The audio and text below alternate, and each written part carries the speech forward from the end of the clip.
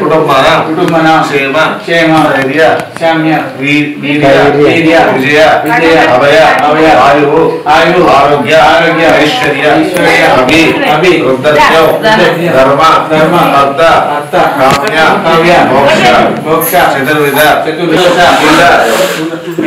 పీడార్థం శ్రీ మహా గణపతి నవగ్రహ పురుష శ్రీ మహాగణపతి శ్రీ గణపతి రఘు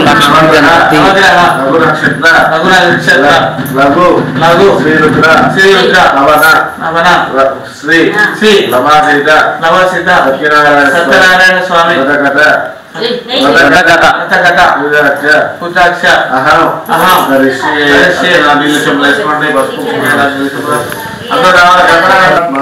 సంప్రోక్ష అపవిత్ర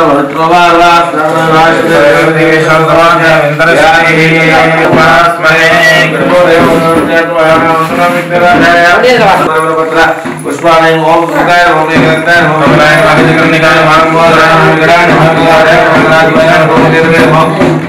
అపార్ట్మెంట్ ఉన్నారు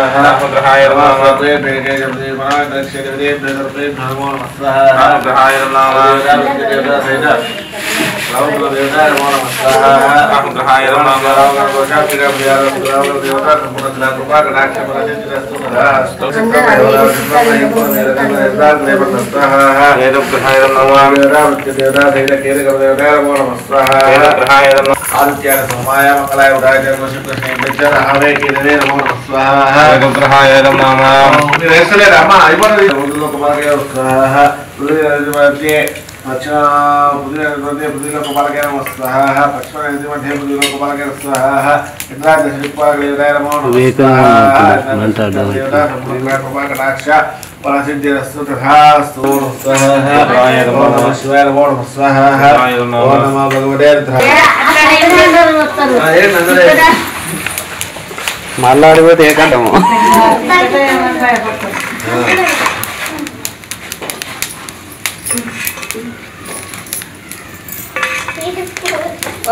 ఇది పెట్టినా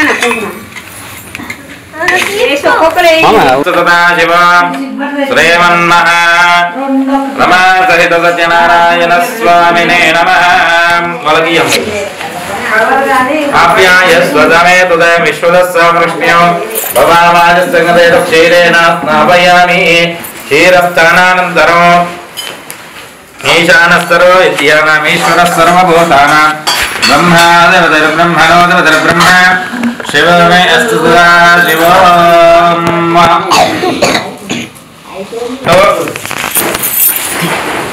మనస్సులో సత్యనారాయణ స్వామిని నమః అనుకుంటూ ఆ యొక్క స్వామి వారిని కూడా ధ్యానం చేసుకుంటూ ఆ యొక్క మీరు పెట్టినటువంటి విగ్రహ రూపమైనటువంటి ఆ రూపాయి కాయ మీద అక్షంతలు పువ్వులు వేస్తూ ఉండాలన్నా కథ శ్రద్ధగా వినాలి. ఘోరమా సహిత సత్యనారాయణ స్వామి భగవానికి అత ప్రథమానువాగ ప్రారంభమయ్యేది ఒకడవ కథ. పూర్వము ఒకప్పుడు శౌనకాది మహామునులు కొందరు నైమిషారణ్యములో కూడి ఉన్నవారై సూతమునిని చూచి ఇలా అడిగారు, ఏ యొక్క వ్రతము చేసినా ఏ యొక్క తపస్సు చేసినా కోరిన ఫలములైతే సిద్ధించమో అట్టి దాన్ని తెలుపమని చెప్పేసి ఆ యొక్క సూతన వారి కోరారు. అందుకు సూతముని, ఓ మునులారా, పూర్వం ఒకప్పుడు నారద మహామునుడు శ్రీ మహావిష్ణువును ఇదే విధముగా కోరగా శ్రీహరి ఆనసించినటువంటి విషయం మీకు ఎరక చెప్పడం శ్రద్ధగా వినండి అని చెప్పేసి తెలియజేశారు.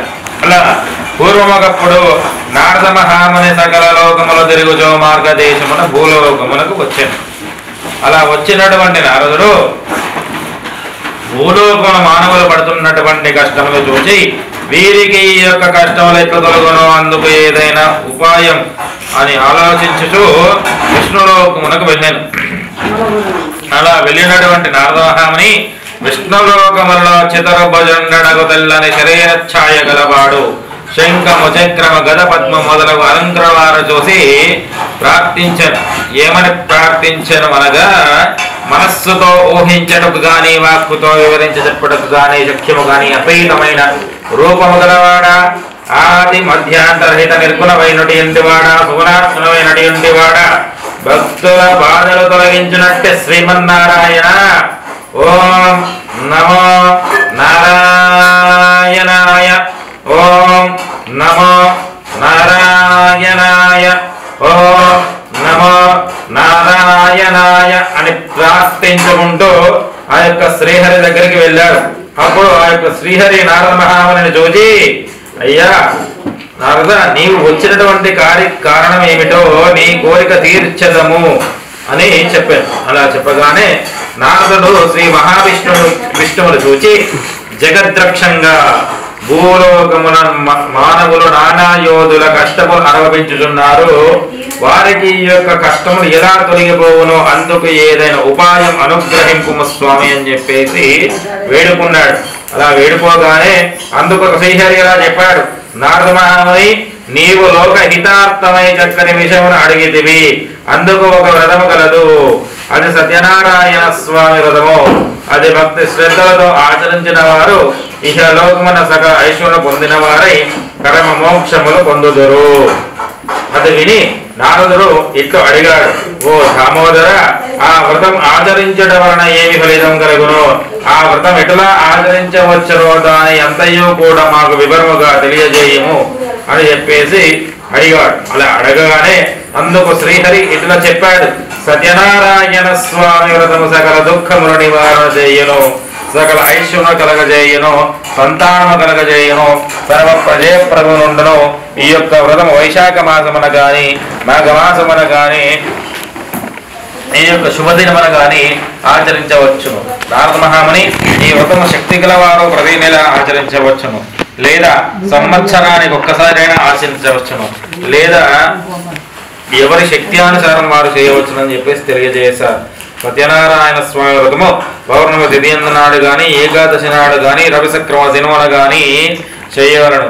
పూర్వోదయమున కంటే ఉదయమే నిద్రలేస్తానుష్ఠాది ప్రకారం నిర్వర్తించుకొని శుచి అయి శుద్ధి అయి భక్తితో దేవాదిదేవ సత్యనారాయణ స్వామి ప్రభుని అనుగ్రహం పొందుడగై నేను ఈ యొక్క వ్రతం చేసుకోవాలనుకుంటున్నాను అని చెప్పేసి మనస్సులో సంకల్పం చేసుకోవాలని. అలా సంకల్పం చేసుకున్న తర్వాత మధ్యాహ్న కాలంలో కూడా కర్మానుష్ఠానం యథాప్రకారం నిర్వర్తించుకొని శుచి అయి శుద్ధి అయి భక్తితో దేవాది దేవ సత్యనారాయణ స్వామి ప్రభు నీ యొక్క వ్రతం చేసుకుంటున్నాను అని చెప్పేసి మనస్సులో సంకల్పం చేసుకొని పూజా స్థలంలో గోమూత్రముతో కలిగి శుద్ధి చేసి వరిపిండి మొదలు 5 రంగుల చూర్ణములతో ముగ్గులు పెట్టి దానిపై నూతన వస్త్రము పరిచి దానిపై బియ్యం పోసి దానిపై కలశం ఉంచవలను. ఆ యొక్క కలశం వెండితో కానీ రాగితో కానీ తుదకు ఇత్తడి లేదా మట్టితో కానీ చేయవలను. లోభోత్వం చేయరాదు. యథాశక్తి అన్నీ కూడా ఆదరించవలను. కలశం మీద మరలా కొంత వస్త్రం పరిచవలను. ఆ నూతన వస్త్రం మీద సత్యనారాయణ స్వామి ప్రతిమ ఉంచవలను. ఆ యొక్క ప్రతిమ ఒక కలశం బంగారుతోనైనా లేదా అర్ధకలశం బంగారుతోనైనా లేదా తుదకు పాపకలశం బంగారుతోనైనా చేయించి పంచామృతాలతో అభిషేకం చేసి మండపంలో ఉంచాలి.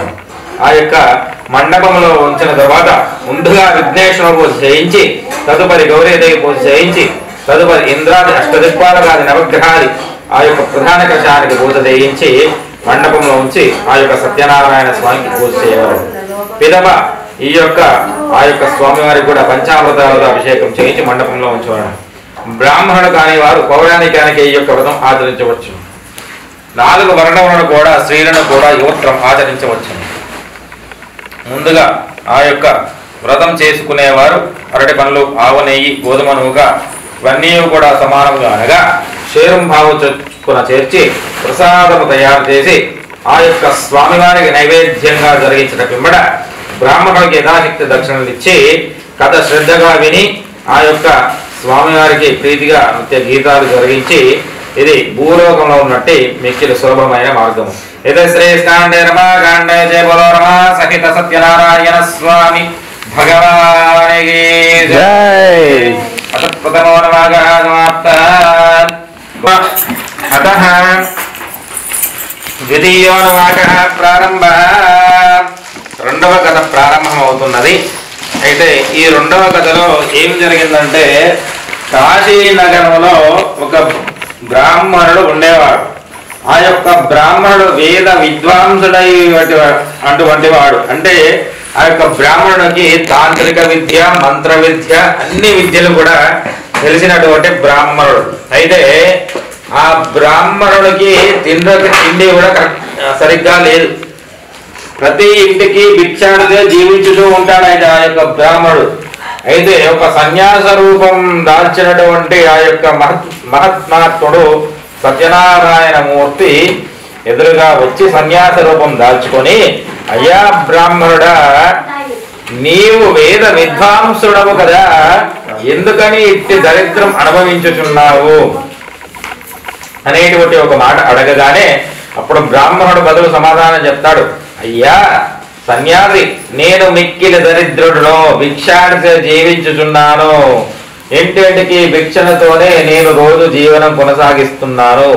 నా దరిద్రం పోవుటకై ఏదైనా ఉపాయం అనుగ్రహింపండి అనేటువంటి ఒక మాట కానీ నమస్కారం చేసుకుంటారు. అలా చెప్పగానే ఆ యొక్క సన్యాసి అంటారు, ఆ యొక్క సత్యనారాయణమూర్తి శ్రీహరి అవతారమై ఉన్నారు.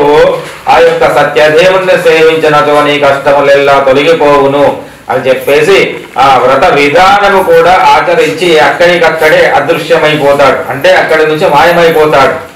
ఇది గమనించినటువంటి ఆ యొక్క బ్రాహ్మణుడు ఏం చేస్తాడంటే ఒకనాడు మరలా భిక్షాటనకి వెళ్ళి వచ్చినటువంటి కొంత ధనముతోని ఆ యొక్క సత్యనారాయణ స్వామి వ్రతం చేయాలని నిర్ణయించుకొని ఆ యొక్క స్వామివారి యొక్క వ్రతం చేసుకుంటారు. ఆ యొక్క వ్రతం యొక్క ప్రభావం వలన బ్రాహ్మణుడు మహాదైశ్వర్యవంతుడై సకల పాపం నుండి విముక్తి పొందిన వాడై చాలా సంతోషంగా ఉంటాడు. ఇది గమనించినటువంటి ఆ యొక్క బ్రాహ్మణుడు ప్రతి పౌర్ణమి తిథి యందు ఆ యొక్క సత్యనారాయణ స్వామి వ్రతం చేస్తూ ఉంటారు. అలా చేస్తూ ఉండగానే విని ఈ యొక్క బ్రాహ్మణుని వలన ఎవరైతే మరలా ఈ యొక్క వ్రతం చేస్తారో వారి యొక్క కథ కూడా చెప్తాను వినండి.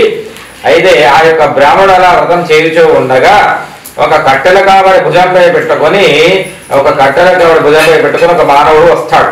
అలా వచ్చి ఆ వ్రతం జరుగుతూ ఉండడం చూచి, అయ్యా బ్రాహ్మణ, మీరు చేయుచున్నటువంటి వ్రతం ఏమిటో మాకు సంయుక్తంగా దయతో తెలియజేయము అనేటువంటి ఒక మాట అడుగుతాడు బ్రాహ్మణుడిని.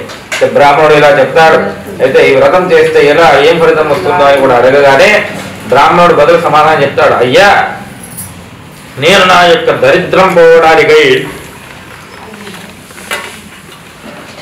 సత్యనారాయణ స్వామి వ్రతం చేస్తున్నాను అని చెప్పి వ్రత విధానం అంతా కూడా తెలియజేశాడు. అలా తెలియజేయగానే ఆ కట్టెల కావడి దించుకొని తీర్థ ప్రసాదాలు స్వీకరించి భోజనం చేసిన వెంబడ తిరిగి తన యొక్క స్వగృహానికి చేరుకుంటాడు. అలా చేరుకోగానే అతను అనుకుంటాడు, నేను రేపు ప్రాతకాలమున్నే లేచి కట్టెలు అమ్మినటువంటి ధనముతోనే ఖచ్చితంగా సత్యనారాయణ స్వామి మూర్తి వ్రతం చేసుకుంటానని చెప్పేసి మనస్సులో సంకల్పం చేసుకున్నాడు. ఆ రాత్రి కాలములో ఎట్లో నిద్ర పట్టకపోగా మరునాడు ఉదయాన్నే లేచి రోజు వెళ్ళే వీధిలో కంటే ఆ రోజు ధనవంతులు ఉన్నటువంటి వీధిలోకి వెళ్ళారు. అప్పుడు రోజు వచ్చే ధర్మ కంటే రెట్టింపు ధనం వచ్చినది. అందుకు అతడు సంతోషించి అరటి పండ్లు, ఆవు పాలు, గోధుమ నూక అన్నీ కూడా సమానంగా తీసుకొని బంధువులను, బ్రాహ్మణులను, మిత్రులను పిలుచుకొని వచ్చి భక్తి శ్రద్ధలతో సత్యనారాయణ స్వామి మూర్తి వ్రతం చేసుకున్నారు. ఆ యొక్క వ్రతం యొక్క ప్రభావన పుత్రులను సంతోష పెట్టిన వాడై ఇంతలో స్వర్గమునకు చెందాను. ఇది స్త్రీ కాండే రమకాండే జయ బలో రమా సహిత సత్యనారాయణ స్వామి భగవానికి జై. ఇంద్రియాది జయములు జయించిన వాడు సత్యవంతుడు. అతడు ప్రతి దినమున దేవాలయం బ్రాహ్మణుడు విశేష ధనమిచ్చి సంతోష పెట్టేవాడు. అయితే ఒకనాడు ఈ యొక్క ఉల్కాముకుడు అనేటువంటి రాజు భద్రశీలానది తీర్థమున సత్యనారాయణ స్వామి వ్రతం ఆచరిస్తూ ఉంటారు. అలా వ్రతం ఆచరిస్తూ ఉండగా ఒక వ్యాపార నిమిత్తమై బయలుదేరినటువంటి ఒక వైశ్యుడు ఆ వ్రతం జరుగుట చూసి పడవను ఒడ్డుకు పెట్టుకొని రాజుగారి వద్దకు పోయి ఇలా అడుగుతారు, అయ్యా రాజా, మీరు చేయుచున్నటువంటి వ్రతం ఏమిటో మాకు తెలియజేయండి, వ్రతం చేసుకుంటే ఏం ఫలితం కలుగుతుందో కూడా దయతో తెలియజేయండి అని చెప్పగానే ఆ రాజు ఇలా చెప్తాడు. ఏమని చెప్తాడంటే, అయ్యా నాకు సంతానము లేదు కనుక నేను ఈ యొక్క సత్యనారాయణ స్వామి వ్రతం చేసుకుంటున్నాను అని చెప్పి వ్రత విధానం అంతయు కూడా తెలియజేస్తాడు. అలా తెలుసుకున్నటువంటి వైశ్యుడు తిరిగి వ్యాపారం పూర్తి చేసుకొని తన యొక్క ఇంటికి చేరుకోగానే మన యొక్క స్వగృహానికి చేరుకొని తన భార్య అయినటువంటి లీలావతికి చెబుతాడు సత్యనారాయణ స్వామి వ్రత ప్రభావం గురించి. అలా చెప్పగానే ఆమె వినికుండగానే నాకు సంతానము కలిగినచో సత్యనారాయణ స్వామి వ్రతం తప్పక చేసుకుంటానని చెప్పేసి ప్రతిజ్ఞ చేశాడు. అలా ప్రతిజ్ఞ చేసిన తర్వాత ఆ యొక్క లీలావతి ధర్మపత్నితో శుభించి పదవనాథమునకు కుమార్తెను గనను. ఆ యొక్క కుమార్తెకు కళావతి అని పేరు పెట్టి అల్లారు ముద్దుగా శుక్లపక్ష చంద్రుని దినదినమై ప్రవర్తమై ఎదుగుతూ ఉండేను. అప్పుడు లీలావతి భర్తను చూసి అంటుంది, అయ్యా నాథ, మనకు సంతానము కలిగినచో సత్యనారాయణ స్వాగతం చేద్దామని చెప్పేసి మనస్సులో మనం ఆ రోజు ప్రతిజ్ఞ చేశాము కదా, ఈ రోజు చేద్దామా అని చెప్పేసి చెప్పగానే ఆయన బదులు సమాధానం ఏం చెప్తాడంటే, అమ్మాయి వివాహ కాలంలో చేద్దామని చెప్పేసి తన వ్యాపారంకై బయలుదేరి వెళ్ళిపోతాడు. కొంతకాలమునకు కళావతికి యుక్త వయసు వస్తుంది, అంటే పెళ్లి చేసేటువంటి ఈడు వస్తుంది. అయితే ఆ యొక్క దూతను పిలిచి నీవు వెళ్ళి అమ్మాయికి తగినటువంటి వరుణ్ణి తీసుకుని రమ్మని చెప్పేసి వైశ్యుడు పంపిస్తాడు. అయితే ఆ యొక్క దూత వెంటనే కాంచన నగరంలోకి వెళ్ళి ఒక యోగ్యుడైనటువంటి ఒక వైశ్య కుమారుణ్ణి తీసుకొని వస్తాడు. ఆ యొక్క అమ్మాయికి అన్ని విధాలుగా తగి ఉండడం వాడిని చూసి అంగరంగ వైభవంగా పెళ్లి కూడా చేస్తాడు. ఇంతలో ఈ యొక్క పెళ్లి హడావిడిలో పడి ఆ యొక్క వైశ్యుడు సత్యనారాయణ స్వామి మూర్తి వ్రతం చేయడం మర్చిపోతాడు. అలా మర్చిపోగానే స్వామివారి కోపం వస్తుంది. దీనికి దరిద్రమైనటువంటి కట్టిన దుఃఖములు కలగాక అని చెప్పేసి కోపం వస్తుంది. అలా కోపం వచ్చిన తర్వాత ఆ యొక్క వ్యాపార నిమిత్తమై అల్లుణ్ణి కూడా తీసుకుని బయలుదేరి వెళ్ళిపోతాడు. అలా వెళ్ళిపోతూ ఉండగా కాలకృత్యం నెరవేరుతున్నామని చెప్పేసి రత్నసానపురంలో అనేటువంటి ఒక రాజ్యంలో ఒక పడవను ఒడ్డుకు పెట్టుకుంటాడు. ఆ రత్నసానపురంలో చంద్రకేతు మహారాజు పరిపాలిస్తూ ఉన్నాడు. అలా పరిపాలిస్తూ ఉండగా ఆ యొక్క రాజుగారి దగ్గర ధనమంతయు కూడా చోరులు అపసంహరించి, అంటే దొంగలించుకొని పరుగులు పెడుతూ ఉన్నారు. వారి వెనకలే కూడా బట్టలు కూడా పరుగులు పెడుతూ ఉన్నారు. అయితే ఈ యొక్క దొంగలు మేము దొరికిపోతామని చెప్పేసి ఆ వైశ్యుల వద్ద ధనవంతయు కూడా వదిలేసి వారు పరిగెట్టి వెళ్ళిపోతారు. అయితే ఈ భటులు కూడా ఈ యొక్క వైశ్యుల దగ్గర ధనం ఉండటం చూసి వీరే దొంగలను నిర్ణయించుకొని వారిని కట్టివేసి వారి దగ్గర ఉన్న ధనమంతయు కూడా స్వాధీనం చేసుకొని తిరిగి తన యొక్క రాజుగారి దగ్గర తీసుకెళ్ళి, అయ్యా రాజా, మేము ధనముతో కూడా చోరులను పట్టుకుని వచ్చాము, విచారించి శిక్ష విధించండి అని చెప్పేసి చెప్పగానే ఏమీ కూడా విచారించకుండానే వారిని కారాగృహం బంధింపు అని చెప్పేసి వారి దగ్గర ఉన్న ధనమంతయు కూడా తన స్వాధీనం చేసుకుంటాడు. వాళ్ళ దగ్గర ఉన్నటువంటి ధనమంతయు కూడా తన స్వాధీనం చేసుకుంటాడు. అలా చేసుకోగానే ఇక్కడ ఈ వైశ్యుడి యొక్క ఇంట్లో కూడా చోరులు దొంగలిస్తారు. తినడకు తిండి లేక ఇంటింటికి భిక్షాటన జీవించి ఉంటారు కళావతి లీలావతి. అయితే ఒకనాడు కళావతి బ్రాహ్మణుడి ఇంటికి చేరుకుంటుంది భిక్షాటనకి. అలా చేరుకోగానే ఆ యొక్క బ్రాహ్మణుడి ఇంట సత్యనారాయణ స్వామి వ్రతము జరుగుతూ ఉండడం చూసి తీర్థ ప్రసాదాలు స్వీకరించి భోజనం చేసిన పిమ్మట తన యొక్క తల్లికి కూడా తీసుకుని వెళ్తుంది. అయితే తన యొక్క తల్లి అడుగుతుంది, అమ్మాయి ఇంత రాత్రి వరకు నీవు ఎక్కడికి వెళ్ళావు అనేటువంటి ఒక మాట కోపంగా అడుగుతుంది.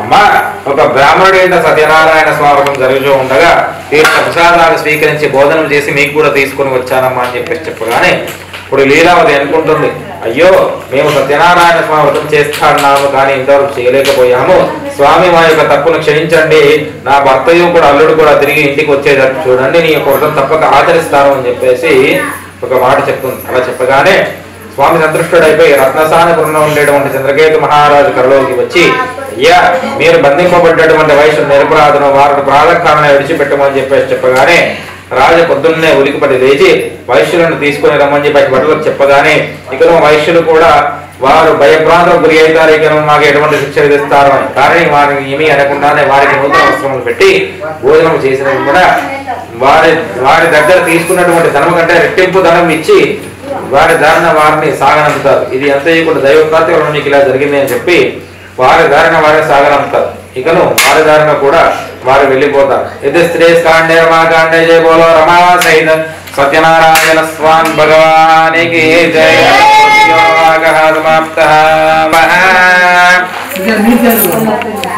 అయితే ఆ యొక్క పిదప ఆ యొక్క వైశ్యులు కూడా చాలా ధనం వచ్చినవి కదా, పడవంతయు కూడా సర్దుకొని పడవ నిండుగా సర్దుకొని త్రిభువన యాత్రలు సేవించుకుంటూ తన యొక్క ఇల్లు చేరుకోవాలని చెప్పేసి నిర్ణయించుకుంటారు. అలా త్రిభువన యాత్రలు సేవించుతూ ఉండగా అప్పుడు సత్యనారాయణ స్వామి మూర్తి అనుకుంటారు, వీరికి చాలా ధనం వచ్చినది కదా, వీరికి ధనగర్వం ఎలా ఉంటుందో అని పరీక్షింపుదామని చెప్పేసి సన్యాస రూపం దాచి, అయితే ఆ యొక్క వైశ్యులు కూడా పడవను ఒడ్డుకు పెట్టి కాలకృష్ణ నెరవేర్చుకున్నాము అనేటువంటి ఒక దృశ్యతోని పడవను ఒడ్డుకు పెట్టుకొని దిగుతారు. ఇప్పుడు సన్యాసి వారు ఎదురుగా పోయి, అయ్యా వైశ్యులారా, మీ పడవలో ఉన్నటువంటి సామాన్యం ఏమిటో మాకు సంయుక్తంగా దయతో తెలియజేయండి అని చెప్పేసి చెప్పగానే హాస్యముగా నవ్వుకుంటూ, అంటే పరాష్కంగా నవ్వుకుంటూ, ఎందుకయ్యా మా పడవలో ఉండేటువంటి సామాన్లు నీవు దొంగలించుకుందాం అనుకుంటున్నావా? మా పడవలో ధనము బంగారం ఏమీ లేవయ్యా, మా పడవలో ఆకునాలు తప్ప ఏమి లేవని చెప్పేసి బదులు సమాధానం చెప్తారు. అలా చెప్పగానే సరే అట్లే అవుతాక అని చెప్పేసి బయలుదేరి వెళ్ళిపోతారు. అలా వెళ్ళిపోయి ఒక చెట్టు కింద కూర్చొని ధ్యానం చేసుకుంటూ ఉంటారు ఆ యొక్క స్వామి. అలా చేసుకుంటూ ఉండగా కొంతసేపటికి కాలకృత్యం నెరవేర్చుకుని బయలుదేరుదామని చెప్పేసి పడవను తిరిగి చూస్తారు. తిరిగి చూడగానే పడవ పైకి తేలి ఉంటది. అలా తేలి ఉండడం చూసి పడవలోకి తగ్గి చూడగానే అందులో నిజంగానే ఆకడం తప్ప ఏమీ లేవు. అయ్యో అని చెప్పేసి బోరున ఏడుస్తూ ఉంటారు వైశ్యులు. అయితే కొంతసేపటికి అల్లుడు తెలివి తెచ్చుకొని అంతయు కూడా ఆ యొక్క స్వామివారి మహిమనే అని చెప్పేసి స్వామివారి దగ్గరని వెతుకుదామని చెప్పేసి ఆ యొక్క మామను కూడా తీసుకుని వెళ్తూ ఉంటారు. అలా వెతుకుతూ ఉండగా ఒక చెట్టు కింద కూర్చొని ధ్యానం చేస్తూ ఉంటాడు. స్వామివారి దగ్గరికి వెళ్ళి, అయ్యా సత్యనారాయణమూర్తి, నిన్ను బ్రహ్మాది దేవతలు కూడా గుర్తించలేకపోయారు, ఇక నేను మానవ మనిషిని మాత్రమే నేను గుర్తించగలను అని చెప్పేసి ఆ యొక్క స్వామివారి యొక్క కాళ్ళ పైన పడి అన్ని విధాలుగా కోరుకుంటారు. మా ధనవంతులు కూడా తిరిగి ఇచ్చేయండి స్వామి అని చెప్పేసి కోరుకోగానే స్వామి ఇలా అంటారు, అయ్యా వైశ్యులారా, మీ పైన నాకు ఎటువంటి కోపం లేదు, కానీ నా యొక్క వ్రతం చేస్తానని మీరు చేయలేకపోతున్నారు, అందుకే నేను ఇలా చేయాల్సి వచ్చిందని చెప్పేసి బదులు సమాధానం చెప్తారు. ఆయనను స్వామిని ఇలా కోరుతారు వైశ్యులు, అయ్యా మేము ఇల్లు చేరుకోగానే మొదలు చేసుకునేటువంటి కార్యక్రమం ఇదే అని చెప్పేసి మాట ఇయ్యగానే సరే అని చెప్పేసి వారి ధనవంతులు కూడా తిరిగి ఇచ్చేస్తారు. సంతోషంతో వారు కూడా వైశ్యులు కూడా తిరిగి తన యొక్క స్వగ్రామానికి చేరుకుంటారు. అలా చేరుకోగానే వారి యొక్క దూతను పిలిచి వారి దూతకు చెప్తారు, మా యొక్క భార్యని రమణండి మంగళ వాయిద్యాలతోని మేము త్రిభువన యాత్రలో సేవించి చాలా ధనముతో వచ్చామని చెప్పేసి చెప్తారు. ఆ యొక్క దూత వెంటనే తన యొక్క రాజుగారి యొక్క గృహానికి చేరుకుంటారు. అలా చేరుకోగానే అప్పుడు లీలావతి కళావతి కూడా స్వామివారి యొక్క వ్రతము మీద కూర్చుంటారు. వ్రతం పైన కూర్చున్నప్పుడు వ్రతం పీఠ మధ్యలో నుంచి లేవకూడదు కదా. అయితే అమ్మాయికి చెప్పుతుంది, అమ్మాయి కళావతి నీవు వ్రతం పూర్తిగా చేసుకుని రావమ్మా, నేను వారిని మంగళవాయిద్యాలతో తీసుకొస్తానని చెప్పేసి బయలుదేరి వెళ్ళిపోతుంది. అలా వెళ్ళిపోగానే ఇక్కడ కళావతి ఏం చేస్తుందంటే వ్రతం బాగానే చేస్తుంది. అంటే భర్త వచ్చినటువంటి సంతోషం, అంటే భర్తను చూడక 6 నెలలు అవుతుంది. 6 నెలల్లో భర్తను చూడాలనిపిస్తుంది కాబట్టి భర్త వచ్చినటువంటి సంతోషంలో వ్రతం బాగానే చేసినది కానీ తీర్థ ప్రసాదాలు స్వీకరించడం మర్చిపోయి పరుగున తన సముద్ర తీరానికి వెళ్తుంది. వెళ్ళగానే చూస్తూ ఉండగా తన భర్త యొక్క తండ్రి కూడా పడవతో పాటు నీటి రేవులో మునిగిపోతారు. బోరున ఏడుస్తుంటుంది కళావతి. అలా ఏడుస్తూ ఉండగా ఒక్కసారిగా ఆకాశం నుంచి ఆ యొక్క సత్యనారాయణ స్వామి మూర్తి మాటలు వినిపిస్తాయి. అమ్మాయి కళావతి, నీవు నా యొక్క వ్రతం బాగానే చేశావు అమ్మ, కానీ నీవు తీర్థ ప్రసాదాలు స్వీకరించడం మర్చిపోయావా అని చెప్పేసి ఒక మాట వినిపిస్తుంది. తను తప్పు తెలుసుకున్నటువంటి కళావతి పరుగున తన యొక్క ఇంటికి వెళ్లి స్వామివారికి సాష్టాంగ ప్రణామములు చేసి తీర్థ ప్రసాదాలు స్వీకరించి తిరిగి తన సముద్ర కానీ యథా ప్రకారం తన భర్తయో తన తండ్రియో వారి యొక్క ధనమంతా కూడా యథాప్రకారం ఉన్నది. ఇది గమనించినటువంటి ఆ యొక్క వైశ్యులు కూడా ప్రతి పౌర్ణమి తిథి యందు సత్యనారాయణ స్వామి మూర్తి వ్రతం చేయించు ఉండగా మహాదేశ్వరవంతులే సకల పాపముల నివృత్తి పొందిన వారే ఇంతలో స్వర్గమును పొందింది. ఇది శ్రీ స్కాండే రమాకాండే జయబలో రమా సహిత సత్యనారాయణ స్వామి భగవానికి జై. అయితే ఈ 5వ కథలో వచ్చిందా పూర్వము తుగధ్వజుడు అనేటువంటి ఒక రాజు ఉండేవాడు. ఆ యొక్క రాజుకు 100 మంది కుమారులు కూడా ఉన్నారు. అయితే ఆ యొక్క తన యొక్క రాజ్యాన్ని కూడా కన్న తండ్రిగా ఎక్కువ చూసుకుంటూ ఉండేవాడు. అలా చూసుకుంటూ ఉండగా ప్రతి ఒక్క మనిషికి ఒక అలవాటు ఉంటది. ఆ యొక్క రాజుకు కూడా ఒక అలవాటు ఉండేది. అంటే ఏమలవాడు అంటే ప్రతి దినమున అడవికి వెళ్లి జంతువులను వేటాడి సంహరించి తిరిగి ఇంటికి వచ్చేవాడు. అయితే నాడు వేటాడడానికని వెళ్ళి ఏమీ కూడా వేటాడకుండానే తిరిగి తన రాజ్యానికి వస్తూ ఉండగా తన యొక్క రాజ్యానికి సంబంధించినటువంటి ఒక చిన్న గోళంలో చిన్న గోళ పిల్లలు సత్యనారాయణ స్వాగతం చేసుకుని ఉంటారు.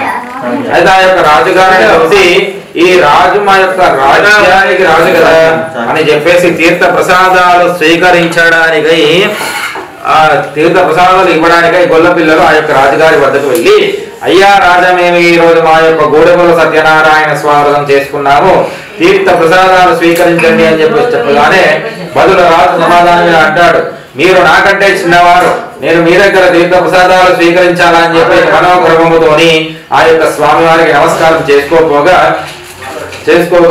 తిరిగి తన యొక్క రాజ్యానికి వస్తాడు. తన యొక్క రాజ్యానికి రాగానే తన రాజ్యం అంతా కూడా శత్రుశేషాలు వచ్చి అల్లకల్లోలం అయిపోతుంది. రక్తం పొరగలతోని మొత్తం రాజ్యం అంతా కూడా అల్లకల్లోలం అయిపోతుంది. తన యొక్క 100 కుమారులు కూడా 100 మంది కుమారులు కూడా మోర్చిల్లి పడిపోతారు. ఇక నువ్వు ఏమి చేయాలి, నా బ్రతుకు ఎందుకని చెప్పేసి గోరుని ఏడుస్తూ ఉంటాడు. అలా ఏడుస్తూ ఉండగా ఒక బ్రాహ్మణుడు ఎదురుగా వచ్చి, అయ్యా రాజు, ఏమైందని ఇలా ఏడుస్తున్నామని చెప్పగా, నా రాజ్యమంతయు కూడా ఇలా అల్లకల్లోలం అయిపోయింది, నా యొక్క 100 మంది కుమారులు కూడా ఇలా మూర్చిల్లి పడిపోయారు, ఇక నేను బ్రతికి ఉంటే ఏమి లాభం అని చెప్పేసి చెప్పగానే అప్పుడు బ్రాహ్మణుడు చెప్తాడు, ఎందుకయ్యా, నాకు బాగానే కనిపిస్తుంది కదా, నీ యొక్క కుమారులు కూడా బాగానే ఆడుకుంటున్నారు కదా అని చెప్పేసి చెప్పగానే, నేను ఇలా వెళ్ళి రాగానే అడవికి వెళ్ళి ఇలా వస్తూ ఉండగా ఇలా జరిగిందయ్యా అని చెప్పేసి చెప్పగానే, ఇది అంతయు కూడా స్వామివారు నిన్ను హెచ్చరిస్తున్నారు అని తెలియజేసి తిరిగి గొల్లపిల్లల దగ్గరికి వెళ్ళి నీవు మరలా తీర్థ ప్రసాదాలు స్వీకరించమని చెప్పేసి చెప్పగానే తిరిగి నా యొక్క గొల్లపిల్లల దగ్గరికి వెళ్ళి రాజుగారు నా యొక్క స్వామివారి యొక్క కథ శ్రద్ధగా విని తీర్థ ప్రసాదాలు స్వీకరించి భోజనం చేసే పిమ్మట ఆ రాత్రి వేళ అక్కడే నిద్ర చేసి ప్రాతకాలంలో లేచి స్వామివారికి ప్రీతిగా నృత్య గీతాలు కలిగి తిరిగి తన యొక్క రాజ్యానికి రాగానే రోజు ఉండేదానికంటే ఓగ భాగ్యాలతో చాలా సంతోషంగా ఉన్నది. ఇది గమనించినటువంటి ఆ యొక్క రాజు ప్రతి పౌర్ణమి తిథి అందు తన యొక్క రాజ్యమంతయు కూడా అంగరంగ వైభవంగా ఆ యొక్క సత్యనారాయణ స్వామి మూర్తి వ్రతం చేస్తూ ఉండగా అత్యంత పాప విమోక్షణ అయిపోయి అత్యంత స్వర్గములకు పొందాను. ఇది శ్రీ స్కాండే రమాకాండే జయ బలో రమా సహిత సత్యనారాయణ స్వామి భగవానికి జయ. అధ్యాయః సమాప్తః. మనసారా స్వామిని కొలచి హారతులీరమ్మ, శ్రీ సత్యనారాయణుని సేవకురారమ్మ, మనసారా స్వామిని కొలచి హారతులీరమ్మ, నోచిన వారికి నోచిన వరము, చూసిన వారికి చూసిన ఫలము, ఆ స్వామిని పూజించే చేతులట, ఆ మూర్తిని దర్శించే కన్నులట, తన కథ వింటే ఎవ్వరికైనా జన్మ ధరించునట. ఏ వేళైనా ఏ శుభమైన కొలిచే దైవము ఈ దైవము, అన్న వరములో వెలసిన దైవం ప్రతి ఇంటికి దైవమే దైవం. శ్రీ సత్య సేవకురారమ్మ, మనసారా స్వామిని కొలిచి హారతులీరమ్మ, అర్చన చేద్దామా, మనసు అర్పణ చేద్దామా, స్వామికి మదిలోనే కోవెల కడదామా, 10 కాలాలు పసుపు కుంకుమరియం అని కోరేమా. మంగళమనరమ్మ జయ మంగళమనరమ్మ, కరములు జోడించి శ్రీ చందనమలరించి మంగళకరమకు సుందరమూర్తికి వందనమనరమ్మ. శ్రీ సత్యనారాయణుని సేవకురారమ్మ, మనసారా స్వామిని కొలచి హారతులీరమ్మ. కర్పూరం అంటే కర్పూరం దివ్య వేదోక్త ఆనంద మహాకర్పూర మహామంగళ నీరాజన దీపం దర్శనం నీరాజనానాకృత ఆచమనీయం సమర్పయామి